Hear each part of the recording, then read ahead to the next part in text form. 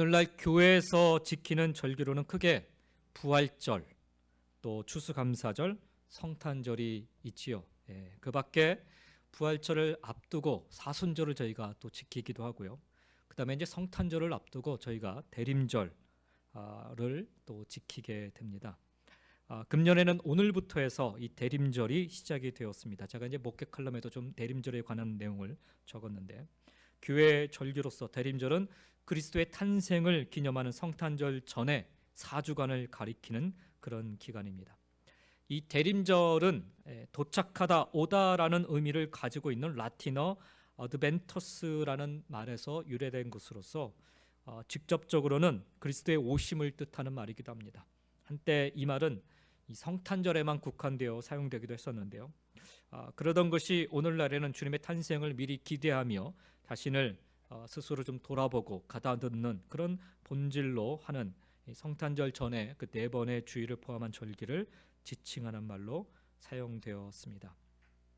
일반적으로 이 대림절은 세상에 메시아로 오실 예수 그리스도의 탄생에 앞서서 그의 오심을 경건한 마음으로 준비하기 위한 기간으로 지켜져 왔습니다. 그래서 중세 때는요, 이 대림절 기간, 이 사순절 못지않게 이 대림절 기간에는 결혼식도 금하게 하고 그리고 아주 금욕적인 생활을 그렇게 하게끔 또 요청하기도 했다고 합니다. 이 대림절 기간을 통해 우리는 우리가 처한 암담한 상황과 또 고통의 현실에 앞서서 슬픔과 절망의 이 땅에 예수 그리스도를 보내신 하나님의 은혜와 사랑을 우리가 먼저 좀 기억하고 감사하며 기뻐하고 찬양할 수 있는 그런 신앙의 모습 회복할 수 있기를 이 대림절 기간을 통해 간절히 축원드립니다. 동일한 상황 가운데 놓여 있었던 구약 시대의 한 선지자를 통해 기뻐하고 즐거워하라는 하나님의 음성을 우리는 듣게 됩니다.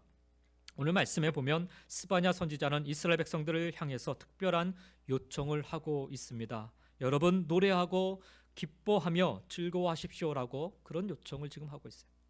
뭐가 그렇게 좋은 일이 있는지 스바냐는 사람들을 향하여 기뻐하라고 호소하고 있습니다.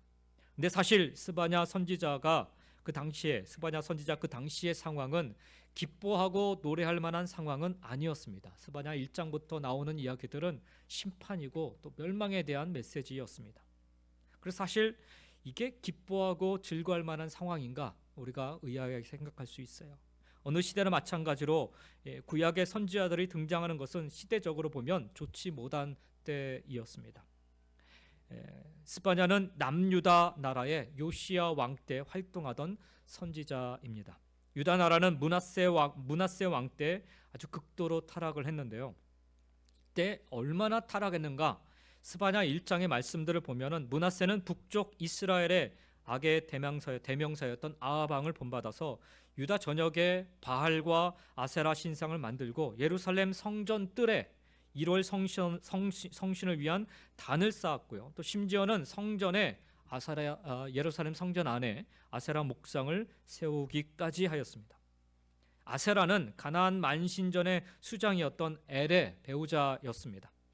아마 므낫세는 이것을 염두에 두고 자신의 그 더럽고 추한 머리로 기껏 생각해낸 것이 하나님도 짝이 있어야 된다는 거 아닌가, 이런 생각을 해서 아세라 목상을 예루살렘 성전 안에 떡하니 세우고 숭배하게 만들었어요. 그뿐 아니라 이 므낫세는요, 흰놈의 아들 골짜기에서 자신의 아들을 암몬 민족들이 섬기던 몰렉 신에게 제물로 바치기까지 하였다고 합니다. 역대하 33장 6절에 보면 이 므낫세가 몰렉에게 바친 자식을 아들들이라고 그렇게 표현을 하고 있어요. 그래서 봐서 최소 2명 이상의 자기 아들들을 이 몰렉에게 바치기 위해 불에 던져 넣은 것이라 할 수가 있습니다. 므낫세의 이런 악행은 여기서 끝나지 않고 점쟁이와 사술과 요술을 부리는 무당과 박수를 가까이 두고 늘 자문을 구하곤 했다고 성경은 증거하고 있습니다. 이런 악행 속에 므낫세는 혼자 은밀하게 이런 일을 행했던 게 아니에요. 열왕기하 21장 9절에 보면 유다 백성들이 이 므낫세는 유다 백성들 전체에게 이렇게 행하도록 명령을 하죠. 그래서 므낫세의 게임을 받고 죄악의 길을 유다 백성들이 걷게 되는데, 이전에 가나안에 살았던 열방들보다 성경은 뭐라고 얘기하냐면 더욱 심했다라고 기록을 하고 있습니다. 심지어는 므낫세는 자신의 행동과 삶에 동조하지 않은 무지한 사람들을 수없이 죽였는데 그들이 흘린 피가 예루살렘의 끝에서 끝까지 흘러넘쳤다고, 좀 과장된 표현이긴 하지만 얼마나 많은 그런 악행이 넘쳐났던지 예루살렘 끝에서 끝까지 그 무지한 사람들의 피가 흘러넘쳤다라고 성경 열왕기하 21장은 증거하고 있습니다. 므낫세의 뒤를 이어서 왕 위에 오른 그의 아들 암몬 왕은 아버지 므낫세 못지않게 우상을 섬기며 악을 행했습니다. 결국 그의 신복들이 반역해서 이 아몬 왕을 죽이고 그리고 어린 요시야를 왕으로 세우게 됩니다. 그러다가 요시야가 왕이 되었을 때 죄된 일을 버리고 하나님께 돌아오기 위해 힘을 썼지요. 그래서 요시야 왕은 사실 히스기야 못지않게 예루살렘 유다 나라를 하나님 앞에 바르게 세우기 위해 참 많이 노력을 하였던 사람 중에 한 사람이었습니다. 그러나 이미 많은 부분에서 이스라엘 백성들이 이미 죄악 가운데 노출되어 있기 때문에 요시야가 이루려 했던 개혁은 지속되지 못하고 요시야가 죽은 후에 죄악이 이스라엘 땅에 계속되었던 것을 보게 됩니다. 그래서 결국 하나님께서 유다 나라를 심판하실 것을 예언케 하셨고 유다 나라는 하나님의 심판을 면할 길이 없게 된 것입니다. 이게 이제 스바냐서에 시작되는 내용들입니다. 그럼에도 불구하고 스바냐는 죄로 인해 완전히 멸망하는 것이 아니라 하나님께서 유대 나라를 구원하셔서 회복시키실 것을 알기 때문에 사람들에게 기뻐하고 즐거워하라 그렇게 선포하고 있는 것입니다. 하나님의 구원의 날을 기대하라라는 것입니다. 스바냐 선지자가 자신의 민족에게 기뻐하고 즐거워하라고 한 것은 사람들의 모습에 근거한 것은 결코 아니었습니다. 사람들의 살아가는 죄된 모습을 보면 기뻐하고 즐거워하기보다는 탄식하고 절망할 수밖에 없지만 그러나 하나님을 바라보니까 기뻐하고 즐거워할 수 있었던 것입니다. 우리는 오늘 말씀을 통해서 스바냐를 기쁘고 즐겁게 하시는 하나님의 모습을 볼 수가 있는데요. 스바냐가 찬양했던 절망 가운데서 또 노래하게 하시는 하나님은 과연 어떠한 분인지를 우리가 함께 나누면서 하나님으로 인하여서 함께 기뻐하고 노래할 수 있는 그런 시간이 될 수 있기를 먼저 주의 이름으로 간절히 축원드립니다. 첫 번째로 우리가 기뻐하고 즐거워할 수 있는 최고의 이유는 바로 하나님께서 우리 가운데 함께 계시기 때문입니다. 스바냐가 하나님의 심판이 스바냐서에는 하나님의 심판이 예고되고 있지만 그럼에도 장차 기뻐하고 즐거워할 근거로 삼고 있는 것은 여호와가 너희 가운데 계시니라는 것입니다. 하나님께서 죄된 유대인들을 아주 버리시고 떠나버리시는 것이 아니라 그들 가운데 계신다라고 말씀하고 있습니다.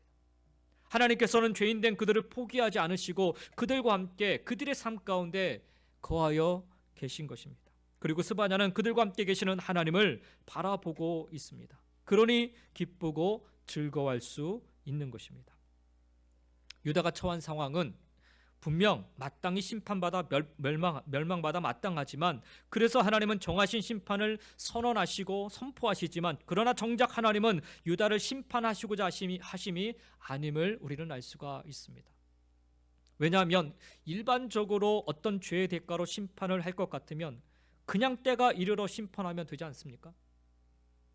그런데 스바냐의 곳곳을 보면 선지서들을 보면요, 하나님은 심판받아 마땅한 이들을 돌이키기를 간절히 원하셔서 그들의 삶을 돌아보라, 그들의 행위를 돌이키라 자꾸 언급하시고 말씀하십니다. 하시겠다 작정하셨으면 하시면 되는데 말씀의 내용들을 보면은 그들의 삶을 자꾸 말씀하세요. 돌이켜야 된다, 바뀌어야 된다, 회개해야 된다, 이런 말씀을 계속하세요. 결국 하나님은 이들에 대한 심판이 목적이 아니라 이들이 회개하고 돌이키기를 그리하여 다시금 회복되기를 원하고 계심을 알 수가 있습니다. 그래서 여전히 죄인인 이들과 함께 하고 계심을, 그들 가운데 여전히 하나님은 거하고 계심을 말씀 속에서 증거하고 계신 것입니다. 여기서 잠시 우리와 함께하고 계시는 하나님에 대해서 말씀을 좀 더 살펴보기를 원합니다. 스바냐서를 지은 저자는 스바냐입니다. 스바냐 이름의 뜻은 여호와께서 숨기시다라는 뜻입니다. 숨기다라는 뜻이 여기 안에 담겨져 있어요. 므낫세와 아몬 왕의 온갖 악행 속에 하나님은 신실한 당신의 종 스바냐를 당신의 품 안에 숨겨두셨습니다. 아까도 말씀드렸지만 므낫세 같은 경우에는요, 수많은 사람들, 자기의 명령을 따르지 않는 수많은 사람들, 우상을 숭배하지 않는 수많은 사람들을 죽였어요. 그 가운데 하나님이 숨기신 자가 바로 스바냐라는 사람입니다. 스바냐 1장 1절의 기록처럼 이 스바냐는 히스기야의 현손이고 아마랴의 증손이고 그다랴의 손자고 구시의 아들이라고 적혀 있습니다. 그러니까 다시 말하면 거꾸로 돌이켜보면 히스기야 왕의 후손인 왕족이었다라는 거예요. 아마도 므낫세와 아몬의 시대를 거치며 그가 이처럼 신실하게 신앙을 지킬 수 있는 여지는 거의 전무했다라고 해도 과언이 아닐 것입니다. 그럼에도 불구하고 하나님의 때를 위해 하나님께서는 스바냐를 당신의 품 안에 숨겨두사 그를 보호하고 계셨던 것입니다. 하나님께 숨김받은 스바냐는 바로 하나님이 여전히 우리와 함께 계심의 강력한 증거가 아닐 수 없습니다. 여전히 죄로 물든 세상 속에서 남겨진 자들을, 그리고 남길 자들을 당신의 손에, 당신의 품에 숨기시는 하나님은 참으로 그들 가운데 함께 계신 하나님이십니다. 하나님이 자신과 함께 하셨음을 경험한 이 숨김을 얻었던 스바냐는, 그래서 스바냐 2장 3절 말씀에 보면 죄악된 세상 속에 살아가는 곧 임박한 심판 앞에 놓여있는 유다 백성들을 향해서 이렇게 외칩니다.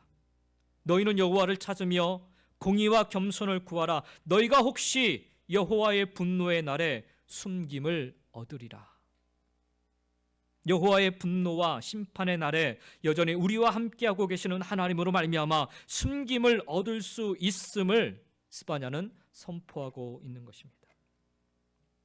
숨김은 하나님이 우리 가운데 계시기에 가능한 것입니다. 빛이 임할 때 어둠이 물러가고 그 안에 우리가 거할 수 있듯이 숨김은 바로 하나님이 우리 가운데 거하심으로 말미암아 가능한 것입니다. 우리가 즐겨 부르는 찬송가 419장 주날개 및 내가 편안히 쉬네 라는 찬송이 있지요. 3절에 보면은 가사가 이렇습니다. 주날개 및 참된 기쁨이 있네. 고달픈 세상길 가는 동안 나 거기 숨어 돌보심을 받고 영원한 안식을 얻으리라. 주날개 및 즐거워라. 그 사랑 끊을 자 누이뇨. 주날개 및 내 쉬는 영혼 영원히 거기서 살리. 그렇습니다.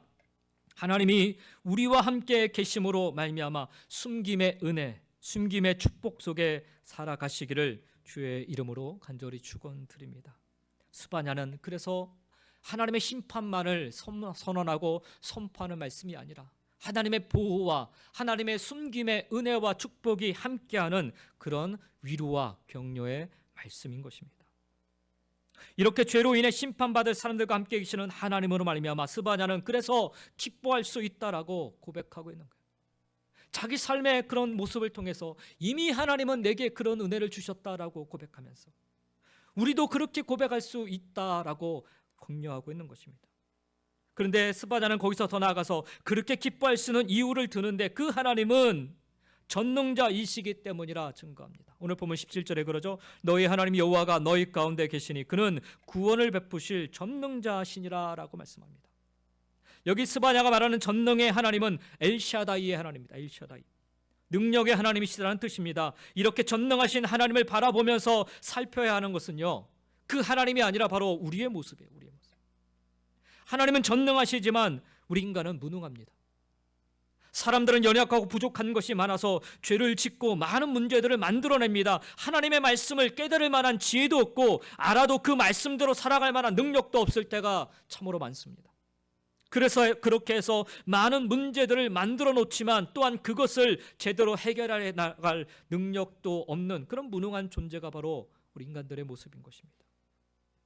오늘날에도 이 땅에는 여러 가지 많은 문제들이 있지요. 가정에도 문제 없는 가정들이 없습니다. 우리가 사는 이 미국 땅이 선진국이라고 하지만 이 나라 안에도 수많은 문제들이 산적해 있습니다. 이러한 문제들을 해결하기 위해서 힘 있는 자를 찾아서 노력을 하지만 돈이 있으면 전능할 것 같고 권력이 있으면 그 문제들을 해결할 것 같지만 사람으로서는 진정한 해결책을 주지 못하고 있다는 거예요. 가까운 일은 마약의 문제만 해도 여러분, 어느 누가 그것을 지금 손대고 해결하지 못하잖아요. 지금. 총기 문제가 지금 계속 일어나고 있는데 증오와 살인의 문제, 권력자들이 아무리 애를 써도 지금 이거 해결 못하고 있잖아요. 이 선진국이라는 우리 이 미국 땅에도 여전히 홈리스 문제, 굶주림의 문제가 계속해서 발생하고 있어요. 무엇보다도 사람에게 있어서 가장 문제가 되는 것은 구원의 문제입니다. 구원의 문제. 죄로 인해서 심판을 받아 죽게 되었는데 스스로 그 문제를 해결할 만한 능력이 우리 인간에게는 없습니다. 아무리 능력 있는 사람이라 할지라도 자기 자신의 죄로 인해 문제 하나도 스스로 해결할 수 없는 것이 바로 저와 여러분의 모습인 것입니다. 그런데 우리 가운데 계시는 하나님은 구원을 베푸실 전능자라 스바냐는 고백하고 있습니다. 15절에 보니까 하나님은 우리의 형벌을 제거하시는 분이고 우리의 원수를 쫓아내신다라고 말씀하고 있습니다. 사람으로서는 스스로 죄로 인한 형벌을 면할 수 없고 우리로 죄를 짓게 하고 멸망케 하는 원수인 사단을 쫓아낼 수 없지만 하나님께서 그렇게 해 주심으로 우리를 구원해 주시는 것입니다. 그런데 이 같은 우리를 구원할 하나님의 전능하심은 바로 2000년 전 예수 그리스도를 통해서 이 땅에 나타났다라는 것입니다. 예수 그리스도를 통해서 우리는 하나님의 구원의 능력을 보게 된 것입니다. 예수님 당시 수많은 사람들이요 고난 속에서 심판과 종말의 때를 바라보면서 예수 그리스도를 통해 바로 하나님의 구원의 능력을 비로소 볼 수 있게 되었고요, 고난 속에서 그래서 소망을 품을 수 있게 되었고 절망 속에서 희망을 가질 수 있게 된 것입니다. 그들이 살아갔던 시대는요 바로 임박한 심판을 앞두고 있었어요. 모두가 다 종말했다라고 그렇게 염려하고 근심하던 그런 때였어요. 그런데 그들이요 두려워하고 염려하고 걱정했던 게 아니라 예수 그리스도를 바라보므로 말미암아 그들의 삶이요 소망과 희망 속에 그들이 거하게 됐다는 거예요. 어떻게요? 예수 그리스도를 바라보므로 말미암아 바로 예수 그리스도 안에 나타난 엘샤다이 전능하신 하나님으로 말미암아서 그들은 절망이 아니라 소망을 품을 수 있게 됐고요, 고난과 고통이 아니라 그런 희망과 그런 힘을 얻을 수 있는 시간으로 갖게 됐다라는 거예요. 그래서 여러분, 예수 그리스도를 나의 구세주로 믿게 될 때 우리가 어떠한 형벌 가운데 있다라고 할지라도 죄사함을 받고 구원에 이르게 되는 줄로 믿습니다. 우리는 비록 연약하고 무지하여서 악한 사단의 권세를 이길 수 없지만 예수 그리스도의 이름으로 우리의 영적인 원수를 물리치고 승리할 수 있는 줄로 믿습니다. 우리 자신으로는 할 수 없지만 엘샤다이 전능하신 하나님께서 우리 가운데 계시면서 우리를 당신의 능력으로 구원해 주신 것입니다. 여러분, 우리가 이 성탄의 계절에 기뻐하고 즐거워할 수 있는 것은요, 우리가 하나님의 구원을 예수님을 통해서 볼 수 있기 때문인 것입니다. 스바냐가 유다가 처한 현실을 보고서가 아니라 하나님의 구원을 보면서 기뻐했던 것처럼 이 성탄의 계절에 우리 삶의 곤고함, 우리 삶의 아픔들, 우리 삶의 힘듦 속에서도 하나님 바라보시며 하나님의 구원을 보면서 기뻐하고 즐거워하며 우리 모두 함께 성탄의 계절을 보낼 수 있기를 주의 이름으로 간절히 축원드립니다. 또한 우리 가운데 계시는 하나님은 우리로 인하여서 기쁨을 이기지 못하는 하나님이십니다. 우리 가운데 계시기 때문에 우리가 기뻐할 수 있지만 또 한편으로는 하나님은요 우리로 인하여서 오히려 기뻐하신다라고 말씀하세요. 하나님께서 이스라엘로 인하여서 기쁨을 이기지 못하고 즐거이 부르며 기뻐하신다라는 이 말씀, 사실 우리 사람들의 입장에서 전능하신 하나님을 보면서 기뻐하고 즐거워하는 것은 당연한 것입니다. 죄의 형벌 가운데서 구원함을 받았는데 어찌 기뻐하지 아니할 수 있겠습니까? 우리 침례교단의 대표적인 목사님으로 달라스 제일침례교회를 섬기셨던 크리스웰 목사님이 계십니다. 크리스웰 목사님은 젊은 목회자 시절에 어느 날 이분이 이제 사냥을 좋아하시는데, 우리 교회도 사냥 좋아하시는 분 계세요. 근데 사냥 좋아하시는데 멀리 노루 한 마리가 보이길래 잘 조준해서 총을 쏴서 명중을 시켰다고 합니다. 노루가 쓰러진 곳을 찾아갔는데 아니 안타깝게도 이 노루가 아니라 그 사람이 총에 맞아 쓰러져 죽게 된 이 안타까운 사실이 사건이 발생했어요. 이제 과실치사죠. 사실은 이제 잘못한. 얼마 전에도 그 뉴스에 보니까 그런 일이 좀 있었는데, 이게 목사님이 이런 일을 하셨으니까 그래서 이 일로 인해서 막 교회와 또 그 인근 지역에 있는 그 언론들이 아주 그냥 난리가 났어요. 사람을 죽인 목사가 어떻게 목회를 할 수 있느냐. 목사직을 사임하고 물러나라, 막 교회 안팎에서 아우성이 들끓었다고 합니다. 목사님은 이런 모습을 보면서 이제 내 인생에서 목회는 끝났구나, 이런 절망감이 들었다고 합니다. 그런데 예상치 못한 일이 일어났어요. 그 교회 중직 한 분이 사람들 앞에 이런 얘기를 했다고 합니다. 여러분, 과실치사로 사람을 죽인 이 젊은 목사님을 과연 어느 교회가 받아주겠습니까? 우리가 용서하지 않으면 목사님은 평생 이 땅에서 제대로 살아가지 못할 것입니다. 우리가 목사님을 한번 용서하십시다. 이 한 사람의 용서의 제안이 달라스 제일 침례교회 성도님들의 마음을 움직였고요. 사람을 죽인 목사를 용서하고 계속 목회할 수 있도록 그렇게 배려를 했다고 합니다. 그 이후에 목사님의 목회 철학은 용서가 되었고, 내가 용서함을 받았기 때문에 평생을 통해서 용서하는 자가 주님의 제자입니다 라고 틈틈이 눈물의 설교를 하셨다고 합니다. 그리고 목사님 스스로도 이것을 실천함으로 우리 침례교단의 가장 존경받는 목사님 한 분으로 그렇게 꼽히고 있습니다. 43년 달라스 제일 침례교회에서 장기 목회를 하시다가 은퇴를 하셨다고 합니다. 근데 여러분, 이런 감격적인 용서가 하나님으로부터 우리 모두에게 주어진 줄로 믿습니다. 그러니 우리가 하나님의 구원을 생각할 때마다 기뻐하고 즐거워하는 것은 지극히 당연한 일입니다.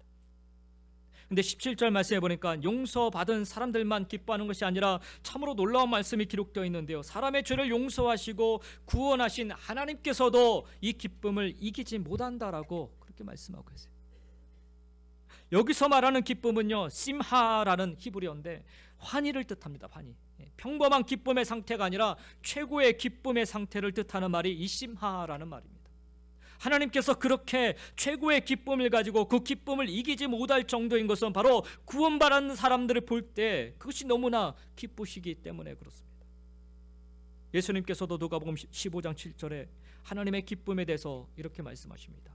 내가 너희에게 이르노니 이와 같이 죄인 하나가 회개하면 하늘에서는 회개할 것 없는 의인 99을 인하여 기뻐하는 것보다 더하리라 라고 말씀하세요. 하나님께서는 스스로 사람들의 형벌을 제거하시고 원수들을 쫓아내시며 스스로 사람들을 구원해 주시고서 이제 그 구원받은 사람들을 보시면서 한없이 기뻐하고 계시는 것입니다. 바로 저와 여러분들이 그러한 하나님의 기쁨의 대상이 되는 줄로 믿습니다. 이처럼 예수님께서 이 땅에 오신 것은 사람에게만 기쁨이 되는 것이 아니라 하늘로서도 기쁨이 되는 일이었던 것입니다. 그런 여러분, 이 성탄의 계절에 하나님이 친히 기뻐하고 하나님이 친히 즐거이 찬송 부르시는 이 구원의 감격과 구원의 놀라운 역사를 이루신 하나님의 은혜, 우리 모두 감사하는 그런 시간이 될 수 있기를 예수님의 이름으로 간절히 축원드립니다. 우리 가운데 계시는 하나님으로 말미암아 우리도 기뻐해야 되지만 우리가 알아야 될 것은 하나님께서도 참으로 기뻐하신다는 것을 우리는 기억해야 됩니다. 마지막 세 번째로, 우리 가운데 계시는 하나님은 우리를 잠잠히 사랑하시는 하나님이십니다. 하나님께서 죄인된 사람들을 사랑하신 것은 예수님의 십자가의 죽으심으로 확증되었습니다. 로마서 5장 8절 말씀, 그리스도께서 우리를 위하여 죽으심으로 하나님께서 우리에게 대한 자기의 사랑을 확증하셨느니라 라고 말씀하고 있습니다. 그러기에 예수 그리스도를 우리에게 보내신 것은 하나님의 사랑의 확증이 되는 것입니다. 이 성탄의 계절에, 우리가 12월달 성탄의 계절을 보내는 성탄의 계절에 우리가 계속해서 확인해야 될 것은 바로 이 사실입니다. 하나님 우리를 사랑하신다. 특별히 하나님께서 사랑하실 때 우리 스바자는 그런 고백을 해요. 너를 잠잠히 사랑하신다. 하나님의 사랑이 여러 가지 모습으로 나타나는데 스바냐는 잠잠히 사랑하신다, 이 표현을 쓰고 있습니다. 여기 히브리어로 이 잠잠히 하라시라는 말이 사용되고 있는데요, 침묵하거나 안식하는 것을 의미하는 말입니다. 문맥적으로 볼 때 하나님께서 이스라엘 백성들을 사랑하시는데 막 요란스럽게 사랑하시는 모습이 아니라 조용한 가운데 꾸준하게 사랑하시는 하나님의 모습을 묘사하고 있는 것입니다. 이것은 우리를 향하신 하나님의 사랑이 너무 감격적이어서 그 기쁨을 표현하는 것을 마음에 새긴다라는 것입니다. 우리에게 구원을 베푸실 하나님께서 저와 여러분을 너무나 사랑하셔서 기쁨을 이기지 못할 정도로 하나님의 마음 깊숙한 곳에 하나님 아버지의 사랑으로 바라보고 계시다라는 거예요. 종종 예수님께서는 이 사랑의 마음으로 영혼들을 바라보셨죠. 눈을 뜨지 못했던 영혼들을, 걷지 못했던 영혼들을, 고통 속에 살아가는 영혼들을, 굶주려 있는 영혼들을 우리 주님은 이 눈으로, 이 마음으로 바라보셨습니다. 하나님의 사랑의 마음이죠. 그래서 십자가를 지시고 우리를 위해 달려 돌아가신 것입니다. 로마서 8장 31절 32절에 그런즉 이 일에 대하여 우리가 무슨 말하리요? 만일 하나님이 우리를 위하시면 누가 우리를 대적하리요? 자기 아들을 아끼지 아니하시고 우리 모든 사람을 위하여 내주시니가 어찌 그 아들과 함께 모든 것을 우리에게 주시지 아니하겠느냐라고 말씀하고 있습니다. 그러므로 우리는 어떠한 두려움과 절망 속에서도 살아계신 하나님께서 우리와 함께 하심을 기억할 수 있기를 간절히 소망합니다. 여러분, 야곱의 인생을 생각해 보십시오. 세상적인 욕심 때문에 아버지 속이고 자신의 목적을 쟁취하기 위해서 형 에서로부터 장자권을 빼앗지 않았습니까? 그러자 형 에서는 격분해서 야곱을 죽이려 하였고, 이에 야곱은 외삼촌 라반의 집을 향하여 야반 도주를 하게 되지 않습니까? 그 가는 길이요 3주 이상의 아주 멀고 먼 여정의 길입니다. 혼자 가고 있어요. 얼마나 고통스럽겠습니까? 얼마나 외로웠겠습니까? 얼마나 두렵고 절망적이었습니까? 언제나 자신을 응원해 주었던 자기 가족들, 특히 어머니 리브가와 떨어지게 된다는 것이 어쩌면 야곱에게는 더할 나위 없는 큰 고통이었을 것입니다. 부엘세바를 떠나 하란을 가던 중에 해가 져서 돌을 베개 삼아 누워서 잠을 청하게 됩니다.